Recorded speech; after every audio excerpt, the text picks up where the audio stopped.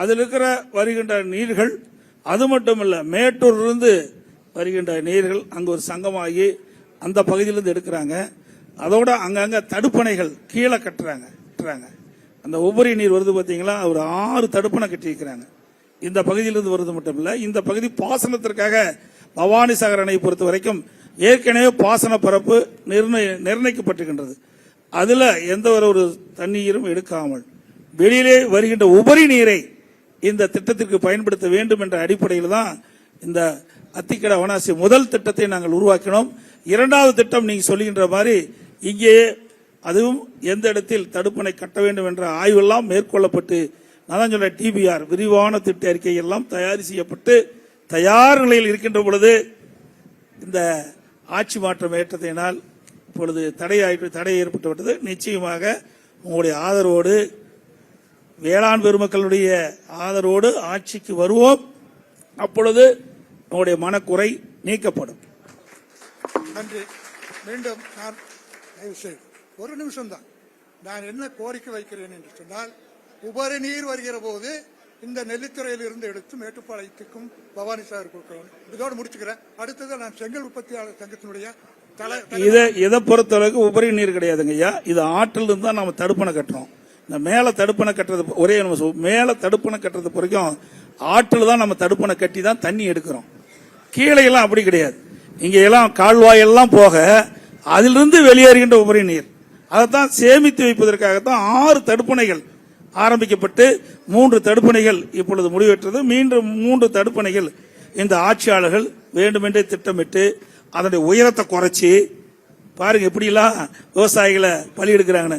நான் கிட்டத்தட்ட நல்ல உயரமா அந்த உபரி நீர் வீணாகக்கூடாதுன்றதுக்காக போட்டேன். அந்த எஸ்டிமேட் எல்லாம் குறைச்சி இப்ப அந்த தடுப்பணை கட்டிட்டு இருக்கிறாங்க. இருந்தாலும் நீங்க வைக்கின்ற கோரிக்கை நாங்கள் ஏற்கனவே தொடங்கப்பட்டது என்பதை மீண்டும் ஒருவரை தங்களுடைய கவனித்துக் கொண்டார். நீங்கள் பொதுப்பணித்துறை அமைச்சராக இருந்தவர், உங்களிடத்தில் நான் பேசுவதற்கு அதிகம் இல்லை. ஆகவே அடுத்தது செங்கல் கால்வாயினுடைய சங்கத்தினுடைய தலைவர், மேட்டுப்பாளையம் தாலுகா செங்கல் கால்வாயினுடைய தலைவராக இருந்த 84 இருந்து நாங்கள் செங்கல் உற்பத்தி செய்கிறோம். இந்த பகுதி பத்திரகாளியம்மன் கோயில் பகுதி செங்கல் உற்பத்திக்கு மிக முன்னோடியாக இருந்தது. ஒரு 60-70 ஆண்டுகளுக்கு முன்பாக இங்கேதான் செங்கல் உற்பத்தி நடந்தது. பின்னால விரிவாக போனது போல கொஞ்சம் நவீனப்படுத்தி நாங்கள் புஜகனூர் பகுதியில் எடுத்தோம். உரிய ஆவணங்கள் 90லிருந்து வாங்கியிருக்கிறோம். எல்லா மைன்ஸ்ல இருந்தும் வருவாய்த்துறையிலிருந்தும் வாங்கியிருக்கிறோம். தடாகத்தையோடு ஒப்பிட்டு இந்த மேட்டுப்பாளையத்தையும் நிறுத்திவிட்டார்கள். மேட்டுப்பாளையத்தில் அதிகமாக எடுத்தால் 3 அடி மண்ணு தான் எடுக்க முடியும். தடாகத்துக்கு மேல 50 அடி 30 அடியில் எடுக்க முடியாது. ஆக 3 அடி மண் எடுத்து சிறிய அளவில் ஒரு 10-15 கால்வாய்கள் ஒரு 2000 பேர் 3000 பேருக்கு வேலை கொடுக்கக்கூடிய ஒரு கால்வாய் இருந்தது. அதையும் நீங்கள் பொதுவெளியில கருத்து சொல்ல வேண்டும் என்று கேட்டு வாய்ப்புக்கு நன்றி கூறி அமர்கிறேன். நன்றி.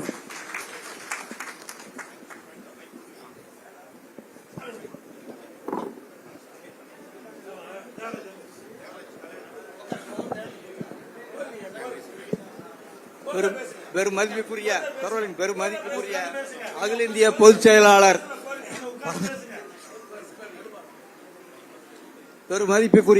இந்திய பொதுச் செயலாளர், அருமையான எடப்பாடி பழனிசாமி அவர்களுக்கு எங்கள் நிறுவன தலைவர் நாராயணசாமி நாயனுடைய சங்கத்தின் சார்பாக உங்களுக்கு பாராட்டுதலும் நன்றியும் தெரிவித்துக் கொள்கிறோம்.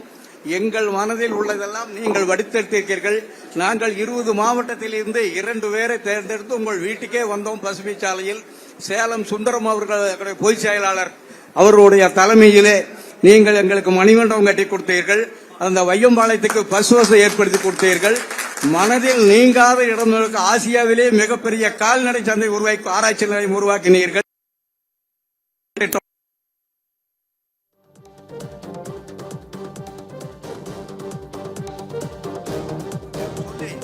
எங்களுடைய பொதுச் செயலாளர் அவர்களை கோரிக்கைகளை கூறுமாறு கேட்டுக்கொள்கிறேன். ஐயா, இங்கு இருக்கும் அனைவருக்கும் என்னுடைய வணக்கம். உங்களுடைய தலைமையிலே இன்று ஆரம்பிக்கும் இந்த பிரச்சார பயணமானது எங்களது சங்கம் கோவை வடபகுதியிலே ஆரம்பித்து இந்தியா முழுவதும் வியாபித்த மாதிரி நீங்களும் இந்தியா முழுவதும் வியாபிக்கக்கூடிய ஒரு காலம் வருகிறது. அதற்காகத்தான் கோவை வடபகுதியில் ஆரம்பித்திருக்கிறீர்கள். அதுக்கு எங்களுடைய வாழ்த்துக்கள்.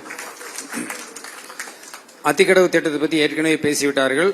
இதிலே ஒரு சிறு இணைப்பு மட்டும், கௌசியா சங்கனூர் 2 ஓடைகளும் இருக்கக்கூடிய தண்ணீரை சுத்தப்படுத்துவதும் தூர்வாரப்படுத்துவதும் மேற்கு ஜோனல் இரிகேஷன் அசோசியேஷன் ஒன்றை நீங்கள் ஆரம்பித்துக் கொடுக்க வேண்டும் என்று கேட்டுக்கொள்கிறோம்.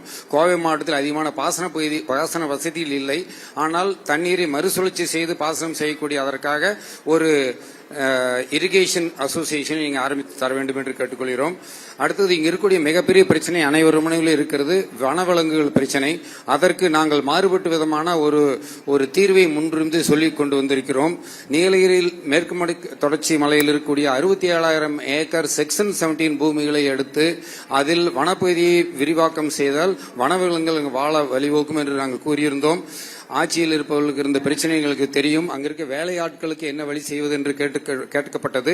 3 லட்சம் தொழிலாளிகள் அங்கே இருப்பவர்களுக்கு கோவை மாவட்டத்திலே விவசாயம் செய்தவர்களுக்கு 1 லட்சம் தொழிலாளிகளுக்கு வீட்டு வசதியுடன் தோட்டங்களிலே இடம் இருக்கிறது. அவர்களுக்கு நாங்கள் அப்படியே வேலை கொடுக்க தயாராக இருக்கிறோம்.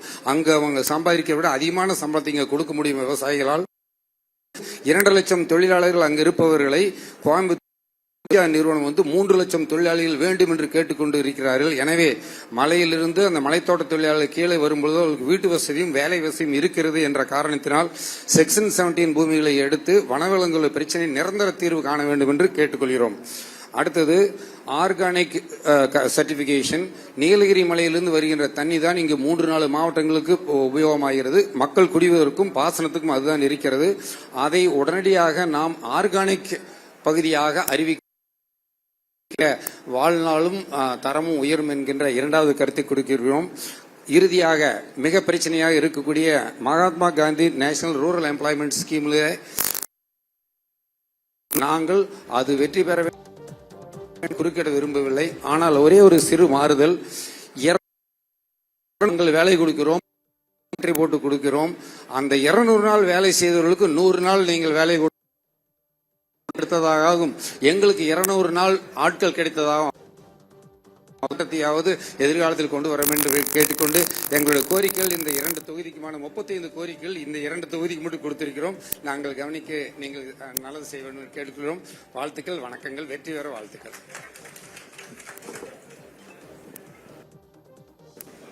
2026 ஒரு விவசாயி முதலமைச்சராக வர வேண்டும் என்று எல்லா வல்ல இறைவனை வேண்டி எங்கள் கண்ணீரை, வனவிலங்கால் பாதிக்கப்பட்ட விவசாயிகளுடைய கண்ணீரை உங்கள் முன் சமர்ப்பிக்கின்றோம். கோவை மாவட்டத்தில் சிறு குறு விவசாயி பூமி பூரா வித்துட்டாங்க. காட்டு யானை, காட்டு பன்றிக்காக 1 லட்சம் 2 லட்சத்துக்கு விற்ற பூமி எனக்கு 2 கோடி. அந்த